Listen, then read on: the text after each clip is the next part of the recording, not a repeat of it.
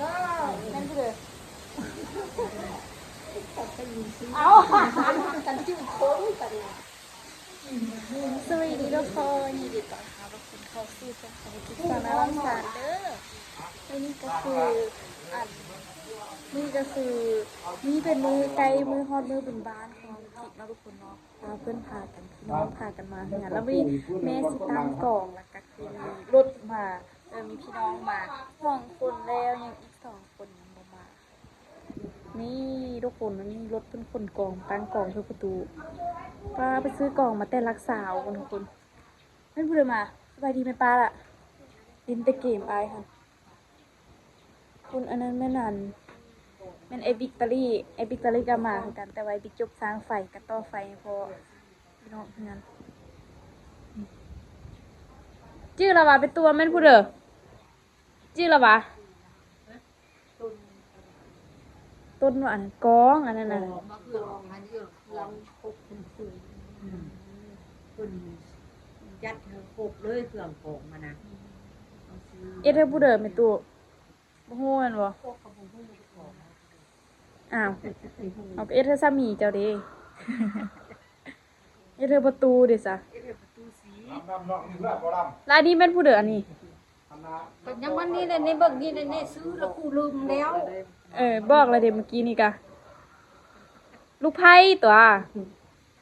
เนี่ยบุกโอ้อยู่อ่ะเนี่ยบุกโอ้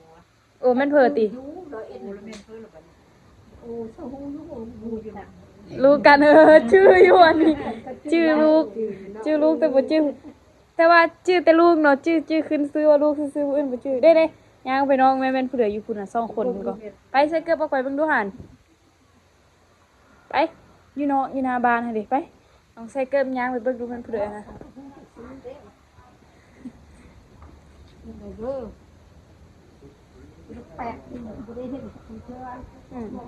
มื้อนี้แม่นบุญมื้ออื่นมื้อหือแม่นมื้อบุญบ้านบุญบ้านกูกิกรับมื้อนี้เพิ่นพากันมาเต้าหอมไปนอนกันทุกคนเกี่ยมบุญบ้าน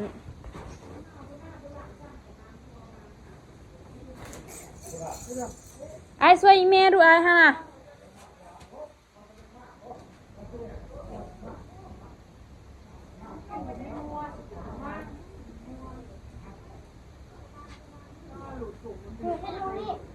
ไว้นอพวกเอ็ดพึ่งอยู่กันน่ะ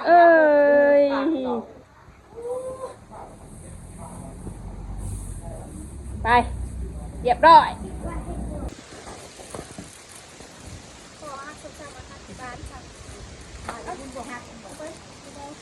อยู่คุณบ่ฮักมาฮักที่บ้านเอาไอ้ก็มือเลยโอ้ก็มือเลยยังว่าน้องกับไอ้เอาเฮ้ยว่าไอ้มันบ่ดีเขาอยู่ห้องเรียนอะไรวะไอ้บ่ดีดูกองมาตะปากสั่น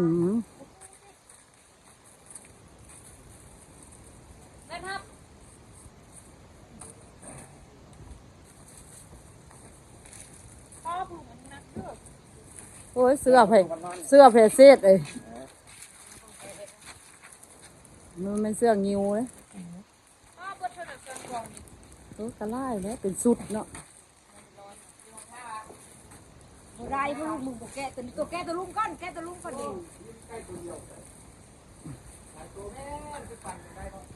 โอ้ผักขะกำลังเบอร์เคลือบพูดมาใกล้อย่างนะทุกผักเนี่ยลุงจะกินซุปผักนั่นเลยผักเด้ดิเขาก็เก็บผักดอกมึงมันยุ่งมันยาผักเก็บอุ้ยอันเนี้ยกระบอกซุปหรือว่าผักหินแล้วก็อันนั้นนะได้มาต้นได้ละเนาะเก่งเนาะยังน้อยสิมีไฟฟ้าอยู่เพื่อนละซ้ำตัวครับน้อยสิอันนี้เป็นผลิตไฟฟ้าไอ้นั่นเด็ดนะเข้ากลุ่มกันอยู่หันอย่างนั้นก็ไฟบรายไปสมองนี่แก้เพื่อนหน่อยฮะพอลงมาก่อนนี่หลังคาจะลงไปแต่งยุ่งก่อนหลังคาดิลงเลยที่ห้องไอ้พี่กับห้องมาเสื้อกันเอาเข้าไปได้เงี้ยเนาะก็ใส่ไฟเด้อปลาใหญ่ไม่มีอย่างเด้ออีก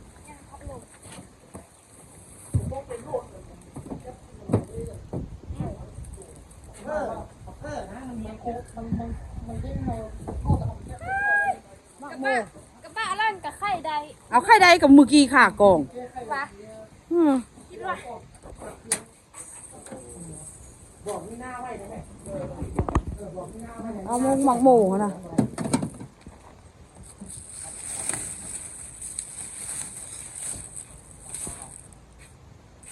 มื้อนี้ให้เขาบ้านให้เขาบ้านละมืดละยังไม่นึ่งขนาดปะ เขาก็แกงเลยดี จัก ปลาเพิ่นเนาะนะรักษาได้เราเรียกสุขภาพคนนี้ก็เก็บผักมาที่ร้านค่ะ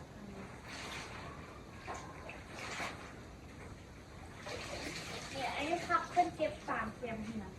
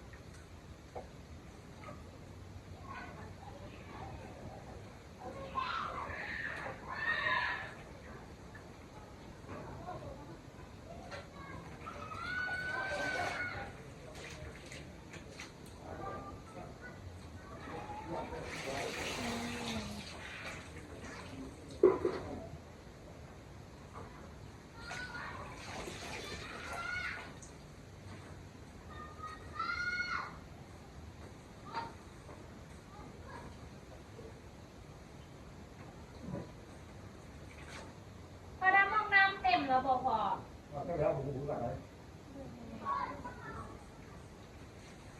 งน้ำให้เด้อ เป็นเรื่องอะไรของน้ำนอกของน้ำนะที่เป็นเรื่องอะไร ลองไปลอยน้ำ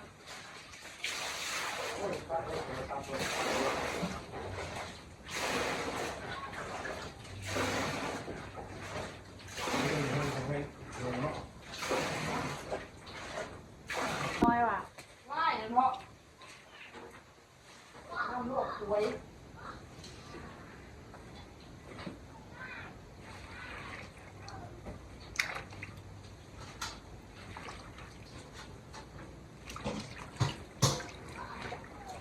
ไล่ให้มันสุกค่ะ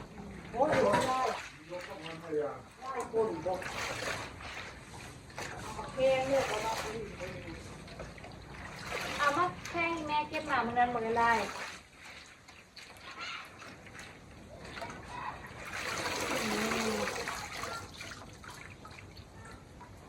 พอเราบอซ้ำยังไหมเอาอีกวะ พอแล้ว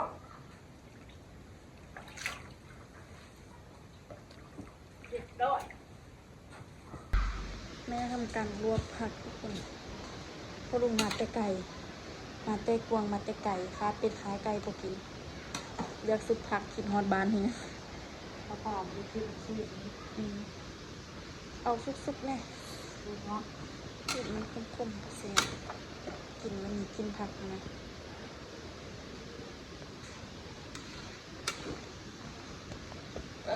เมื่อไหรให้ยังกินแน่ ปีเป็ด ไอเป็ดคนนี้บ่มีลาบเบิดและกะกินข้าวนอน แม่ไปส่งบัตรเซินบ่ ไม่เป่า แม่เอาไปส่งแทนบ่ส่งมากะมาเบิ่งว่าสิมันกินอันนี้มันมะเผ็ดพริกอวบๆที่ซื้อมาจากตลาดมันเผ็ดงามนี่บ่ค่อยแพงละตี้นี่แม่แม่นบ่เบิดว่าได้หลายอยู่เนาะเอาอันนี้ขึ้นบ่อันนี้แม่บ่ห้องเด็กละตี้ที่ห้องตะนางเหรอห้องตะนางเอานี่ลงไปกินสุกผักได้ทุกคนอะไรเนี่ยโอ้ทั้งจะป้าแต่งกินให้กินแซ่บสุดยอดมันบอกเนี่ย เซฟเลยเป็นน้ำมันน้อยเนาะ จักปีแล้วแม่ป้าบ่ได้มาบ้านเรา ก็มาดอกไอ้อุคันในสนาม อ้าวว่ะอ้าวก็หลายปีก็3 ปีพุ่นน่ะซ่องเนาะซ่องปลายเนาะ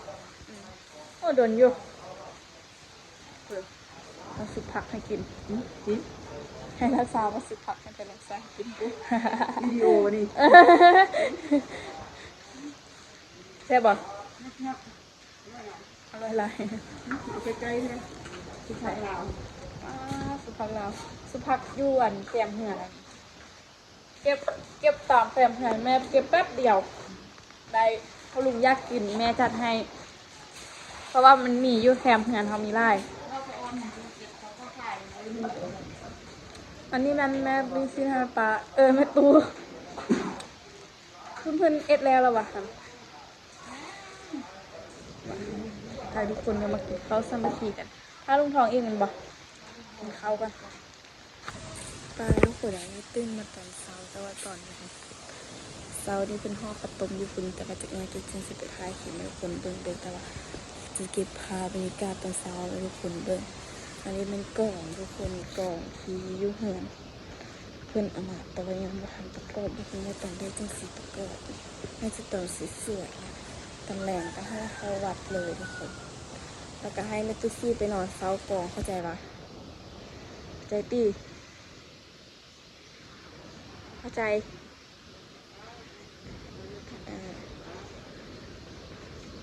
อันนี้มันหัวประตูว่าลุงเอามานะตีนี่หัวประตู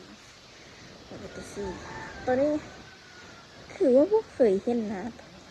เป็นน้ำกิกน้อยพวก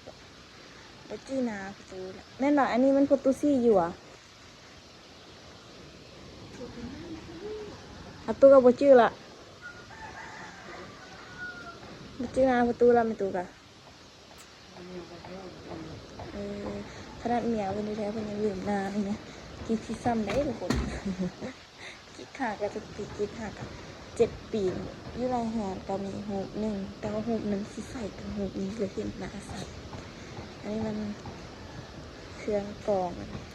อันนี้จะเขียนเข้าวัดหมดเลยค่ะอันนี้มันมักเบ่งหยักอันนี้มันตะนางแม่นอีหยังกระบุมีกันห่มมีไม้ขันเท้าแบบแล้วก็มีฝอยกวดเหงื่อประตูกวดเหงื่อประตูมักสะอาดเด้อันนี้มันเสื้ออันนี้มันกระห่มนี่มันอีหยังมงกุฎข้องกล่องที่อันนี้มันมักกันเสื้อกองอันนี้มันเทียนไฟนี่มันดอกไม้อันนี้มันกันอันนี้ก็คือกับตุกที่กองนั่นแหละคือกระโปรงนี่อันนี้มันเครื่องพริกใส่อยู่ในกล่องตรงนี้เดี๋ยวแค่คิดว่าเรื่องมันห่อข้าวต้มนะอันนี้มันดอกไม้ดอกไม้ปลอมหรือดอกไม้เคโอ้ดอกไม้เคเป็นว้าวงามแท้น่ะ ดอกไม้เทียนนี่ทุกคนดอกไม้ดาวเหืองดอกไม้เทียนสีเหลืองอ้าวงามเลยตู้ดอกไม้งามบอกนี่ดอกไม้เทียนก็นี่คักเนาะไปคิดที่พาทุกคนไปเบิ่งในป้าผู้ทีสีแต่งกินมีแม่ป้าหลายคนแต่กินห้องแม่ป้านี่เลี้ยงมาเบิดเลยหัวกินบุมีนะเศร้านะเบ้าเลยที่มีแต่แม่ป้า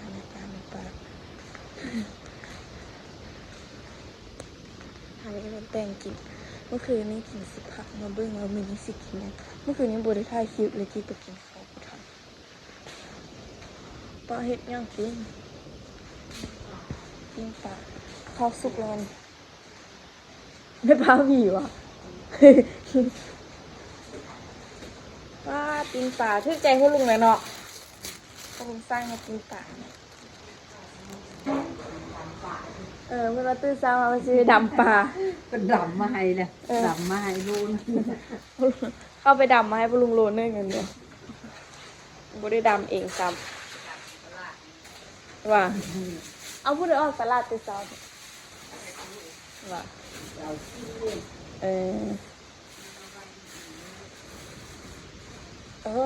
แมลงนี่ในเจอสุดนางแล้วแมลงซอยซีนให้เลยโดนเด็กเปิ๊บสิเดนอนแล้วกันเห็ดอันปิ้งปลาแล้วกันตำแก้วอันนี้ตำมากอันนี้ตำมาแต่งแล้วทุกคนประมาณนี้เลยแป้งใส่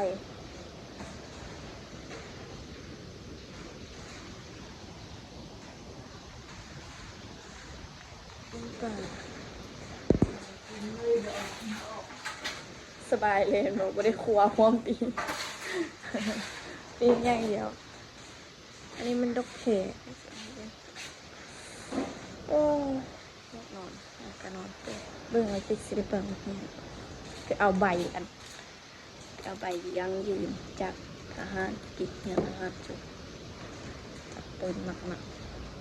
ไม่สร้างสมุดขึ้นสมุดปั่นตัวนี้นี่เขากำมาย้ายซึ่งรถเที่ยวค่ะ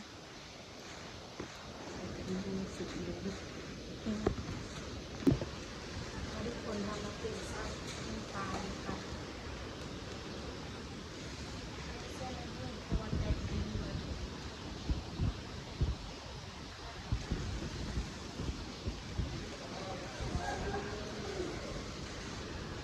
ไม่เบลอจากเซนแต่ว่า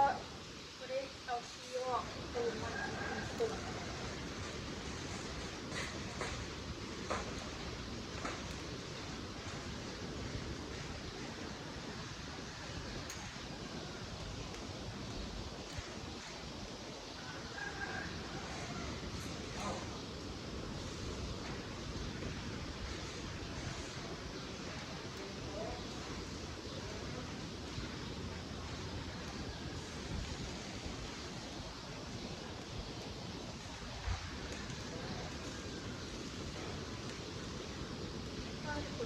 พุ่มมีแดงเขียว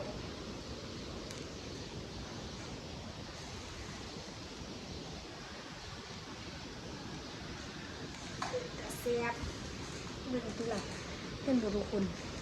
มีเสียเขาบนนี้ดูไกลๆนี่ไงอันนี้เป็นฝีมือของกุ๊กกิ๊กกิ้งป่าเลยทุกคนเด้อโอ้เป็นตาแสบเดี๋ยวจะงานทำไมอันนั้นป่าไม่หิวจะเอาเลยจ้า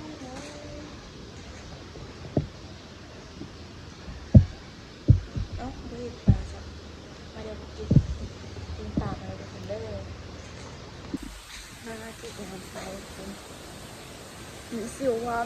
ทุกคนในชีวิตที่จัดการทุกคนได้ใช้กันหน้าแบบที่พัดโอนไปเห็ดก็ต้มกันแล้วทุกคนแต่ว่าตอนนี้ดิฉันที่สนุกมากเลยคุณนะคลิปนี้ดิฉันจะทำวิดีโอนะทุกคนบ๊ายบายถ้าทุกคนเป็นที่จะเปิดเบิ้ลบนบ้านบนเมืองของเราในเมืองที่ดิฉันโอนที่ทุกคน